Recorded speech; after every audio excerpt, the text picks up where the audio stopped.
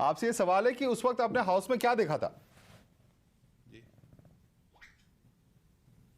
उस समय मैं टाइम 0 आवर में मेरा क्वेश्चन था। मैं 17 नंबर पे बोल पे बैठा था। 20 लोग होते हैं, हाउस रिजर्व होने को था। तो वहां से पीछे से आवाज आती है, वहां मेरे लेफ्ट साइड पे गैलरी है, स्पीकर के बिल्कुल सामने होती है। तो वो पकड़ो, कूद जाते हैं 2 लोग, पकड़ो पकड़ो। तो मैंने जब देखा तो 2 लोग कूद रहे हैं। तो एक हमारे उठते समय 1-1.5 मिनट का ही सारा काम था। तो हमने जब उसको ललकारा आगे से, तो वो स्पीकर की तरफ भागने लगा, चेयर के ऊपर से, जो मतलब जो जहां सांसद बैठते हैं। तो सबका मुंह स्पीकर की तरफ होता है। लोगों को थोड़ा पहले पता नहीं चला।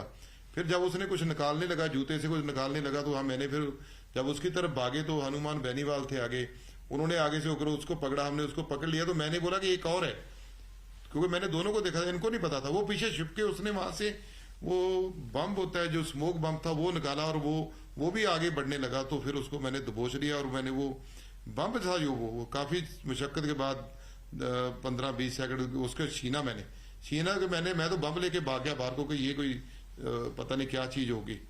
तो वो जो था बम अपने हाथ में लेके आप भाग गए वहां से? मैंने उनको बोला कि इसको बाहर ले जाओ। हाँ, मैं बिल्कुल मैंने हाथ से उसके छीन के और बाहर को लेके भागा मैं पार्लियामेंट। तो क्या सोच रहे थे उस वक्त जब आपको दिखा था? आपको पता था कि स्मोक बॉम्ब है, सिर्फ जैसे होली का पटाखा होता है उस तरह की चीज है कि क्या पता था आपको उस वक्त क्या चीज है वो? भाई साहब, ये तो उस समय को इतनी सोचने की बात थोड़ा, ये कोई प्लानिंग थोड़ा कर सकते थे। ये तो जो दिमाग ने किया, जो परमात्मा ने बख्शिश है, हमारे जीन्स में है, हम कह सकते हैं गुरुओं की बख्शिश है, मेहर है।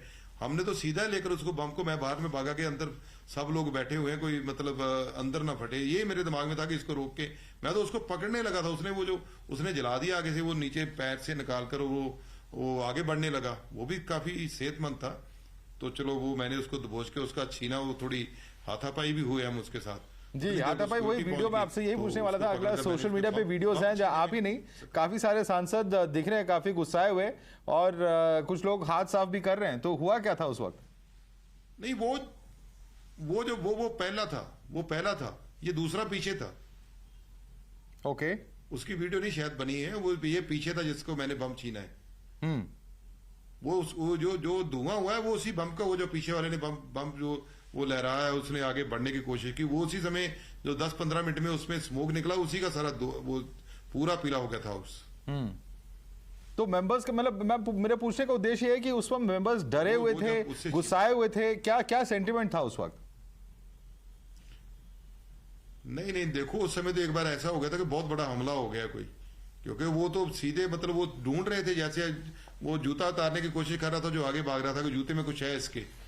तो उस समय तो मतलब आप जब ऐसा मंजर होगा कि कभी सोचा भी नहीं था, किसी के ध्यान भी नहीं था इस बात में। तो वो आदमी मतलब पूरे जोर से निकल रहे हैं आगे को। तो उसको हमने चलो देशवासियों के कह सकते हो प्यार से, हमारे लोगों के प्यार से, जिनका हमारे पास आशीर्वाद है, परमात्मा के प्यार से, गुरुओं के जो आशीर्वाद है, माँ बाप का आशीर्वाद है, हमने उसके साथ टकराए, सीधे जाकर उसको मतलब पकड़ा। तो ये तो सवाल ये भी उठता है कि आप भी एक सांसद हैं, ग्रेमा है पार्लियामेंट की, यार हमारा तिरंगा है।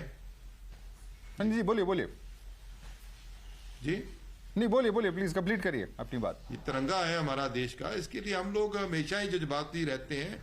ये देश की आजादी के पहले का भी आप इतिहास निकाल लो, चाहे बॉर्डर में लड़ने की बात हो। ये कोई मैं 1-1.5 सेकंड में सभी सवाल कर रहे हैं कि क्या प्लान हुआ। ये प्लान करने का तो समय ही नहीं था, ये तो सीधा समय था उसके साथ उसको रोकना है किसी तरह, आगे ना बढ़े। आगे सांसद ज्यादा थे, स्पीकर की तरफ वो बढ़ रहे थे, स्पीकर चेयर की तरफ, उनको वहां से जाने से रोकना था। पता नहीं ये क्या करेंगे आगे होकर।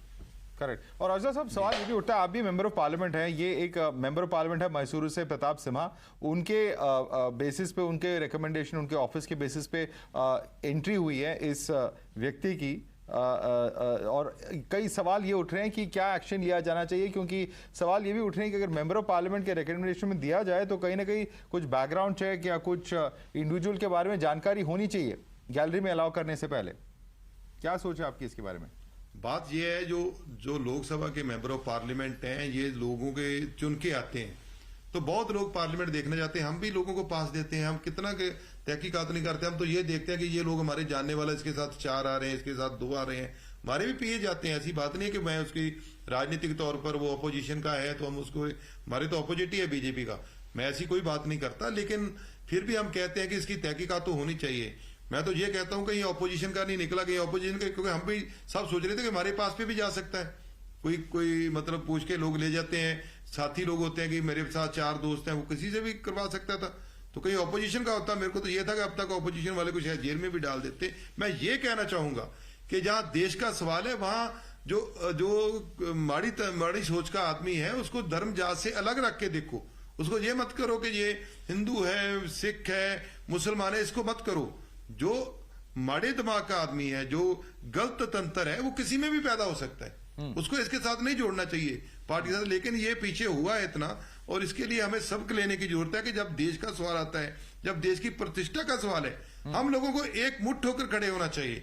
वहां ये नहीं होना चाहिए ये मुसलमान आके, या कहीं वो मुसलमान निकलाते, कोई सिख निकला के नैरेटिव सवाल भी उठा रहे हैं औजला साहब की, बिकॉज ये बात ब्रीच हुई है, सिक्योरिटी की ब्रीच हुई है, तो कहां ब्रीच हुई है? क्या पार्लियामेंट सिक्योरिटी की रिस्पॉन्सिबिलिटी है, दिल्ली पुलिस की रिस्पॉन्सिबिलिटी बनती है, होम मिनिस्ट्री की बनती है? ये सवाल उठ रहे हैं कि कहां पे रिस्पॉन्सिबिलिटी बनती है इसमें?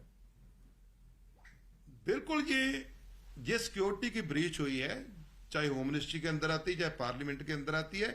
सबसे बड़ी बात है, नई टेक्नोलॉजी विकसित करने की जरूरत है। हम तो सोच रहे थे कि नई टेक्नोलॉजी विकसित होगी है, लेकिन इसने ये शो कर दिया कि नई टेक्नोलॉजी है ही नहीं है। हमें तो आर्टिफिशियल इंटेलिजेंस अब इतनी आगे बढ़ चुकी है, तो इतना बड़ा पार्लियामेंट हमने बनाया है, नए युग में बनाया है, तो उसकी कहीं ना कहीं कमी है। अभी हम सरकार से यही दरखास्त है हमारी कि हम, जब देश में ऐसा होता है तो इसमें राजनीति करने का समय नहीं है, हम इकट्ठे होकर इसको और बेटर करना है। ऑलराइट, हमारे साथ जुड़ने के लिए बहुत बहुत धन्यवाद Gurjeet Singh Aujla. We also have Anurag Naidu and Rohan Mitra joining us. I'm going to request both of you gentlemen to stay on with us. We're going to slip into a very quick break. We'll be back with this debate in just a few moments.